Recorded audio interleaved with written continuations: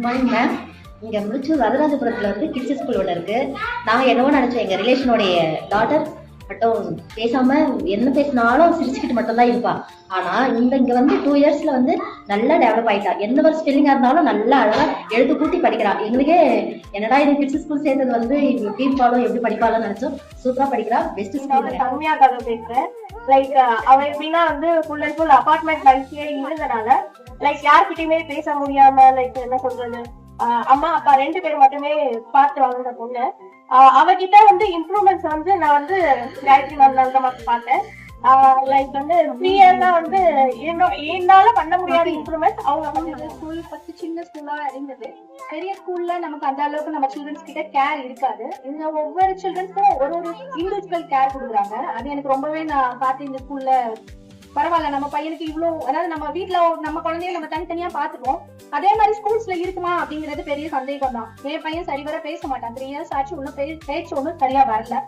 அப்புறம் இங்க ஸ்கூல்ல போட்டதுக்கு அப்புறம் நிறையவே அவன் கிட்ட சேஞ்சஸ் அந்த அளவுக்கு எல்லாருமே கேர் எடுத்துக்கிறாங்க. ரதி மேம், பவித்ரா இருக்கட்டும், அப்புறம் காயத்ரி மேம் நிறையவே அவனுக்கு நிறையவே ட்ரைனிங் கொடுத்து நல்லாவே இருக்கு. வெளியில நான் கொடுத்த இதை விட இங்க ஸ்கூல்ல சேர்த்துட்டு நிறையவே அவன் கிட்ட இதே மாதிரில நான் ஒரு 1 இயர் முன்னாடி நான் பேசினேன். அவ்வளவு ஹாப்பியா இருந்தேன். அதே ஜாய் அதை விட டபுள் மடங்கு இல்ல, 100% எனக்கு ரொம்ப ஹாப்பியா இருக்கு. ஏன்னா அவங்க வந்து கொடுக்குற ஒரு சப்போர்ட்டும் சரி, ஒரு டெடிகேஷன் சரி, பேஷன்ஸும் சரி, எந்த டீச்சர்ஸுமே நான் பார்த்ததே ஃபர்ஸ்ட் டைம் நான் பாக்குறேன். Ma'am thank you so much. Thank you tears and thank you parents. அவனுக்கு வந்து பேசிக்கலாக வந்து ஸ்பீச் காண்டி தான் நாங்கள் சேர்த்தோம். ஸ்பீச் வந்து வரல first of all. So speech சேர்த்தோம்.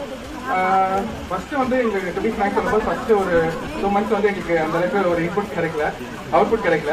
அதுக்கப்புறம் போக போக மேம் காயத்ரி மேம் வந்து நல்லா, ஆக்சுவலி என் ஸ்பீச் சொல்லித்தரது வந்து சும்மா கிடையாது. ஜஸ்ட் சொல்லிட மாட்டாங்க. ஸோ ரொம்ப கஷ்டப்பட்டு அந்த சைடில் கொஞ்சம் வற்புறுத்தி சொல்கிற மாதிரி தான் இருக்கும். ஸோ அது ஃபர்ஸ்ட் இனிஷியலாக வீடியோஸ் அனுப்பும்போது எங்களுக்கு கஷ்டமாக இருந்துச்சு பார்க்கும்போது. அப்புறம் அவனுக்காண்டி அவன் பேசணும் அப்படின்ட்டு நாங்கள் அதை லைட்டாக எடுத்துகிறோம். அதுக்கப்புறம் வந்து மேம் நல்லா என்ன சொல்கிறது, ரொம்ப இன்புட் கொடுத்து நல்லா சொல்லி கொடுத்தாங்க. அர்ஜுன் நீங்க ஸ்கூலுக்கு வரதுக்கு முன்னாடி அவனுக்கு ஒண்ணுமே பேச தெரியாது. நீங்க வந்ததுக்கு அப்புறம் இப்ப கண்டினியூஸா ரைம்ஸ் எல்லாமே சொல்றான். அப்புறம் லக்ஷ்மி வந்து இந்த ஸ்கூலோட ஃபர்ஸ்ட் ஸ்டூடெண்ட் தான். இப்ப அவன் 4th ஸ்டாண்டர்ட் படிக்கிறான். எல்லாமே இங்க தான் பண்ணிட்டு இருக்காங்க. Now he is studying in 4th standard in Sriniketan and he is well versed in all cultural activities. எல்லாத்துமே இவன் தான் ஃபர்ஸ்ட் வந்துட்டு இருக்கான். சப்போர்ட் எனக்கு நல்லா இருந்தது. என்னோட பெரிய பையனும் இங்கே தான் ஃபர்ஸ்ட் படிச்சான். 2018ல இங்கே தான் இருந்தான். என்னோட 2வது பையனும் இங்கே தான் படிக்க வச்சேன். அவனும் இதே மாதிரி ஒரு ஸ்ட்ரகிள் இருந்தது.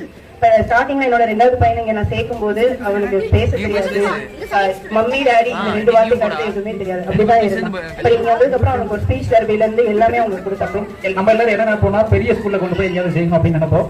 பட் இந்த மாதிரி சின்ன சின்ன ஸ்கூல்ல தான் வந்து குழந்தைங்க நல்லா கேர் எடுத்து பார்த்துட்டாங்க அப்படிங்கிறத நான் என்னோட அனுபவம் மூலமா நான் எல்லாருக்கும் தெரியும். He is very much adamant before joining into the school, only just to improve his communication skills, and the way he behaved in the home was very torturing.